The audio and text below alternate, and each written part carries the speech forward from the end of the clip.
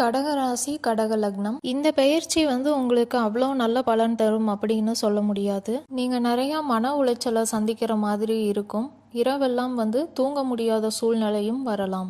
நீங்க மாணவர்களா இருக்கீங்க அப்படின்னா கல்வினால உங்களுக்கு மன உளைச்சல்கள் ஏற்படும். நீங்க தனியா உட்காந்து படிக்கிறது ரொம்ப நல்லது. யாரும் உங்களுக்கு சொல்லித்தரணும் இல்லைன்னா நீங்க யாரும் சொன்னாதான் கேட்பீங்க அப்படின்னு இல்லாம நீங்களா தனியா முயற்சி பண்ணனீங்க அப்படின்னா ஜெயிக்கலாம்.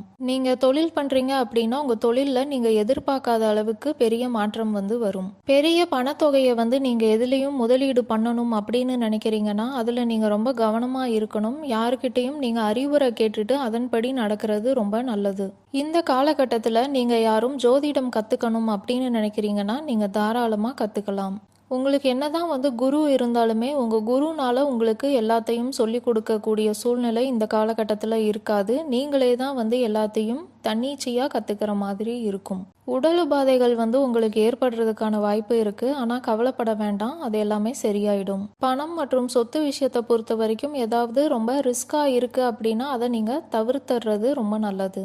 உங்கள் வீட்டு சூழ்நிலையில் நிறையா மாற்றங்கள் ஏற்படலாம். வீடை நீங்கள் புதுப்பிக்கலாம், இல்லைனா வீட்டில் இருந்து நீங்கள் வெளியே போய் தங்குற மாதிரியான சூழ்நிலை கூட வரலாம். இந்த காலகட்டத்தில் எந்த ஒரு விஷயமா இருந்தாலும் நீங்கள் ரொம்ப பொறுமையாக நீங்கள் யாரை நம்புறீங்களோ அவங்க கிட்ட ஆலோசனை கேட்டு நடக்கிறது ரொம்ப நல்லது.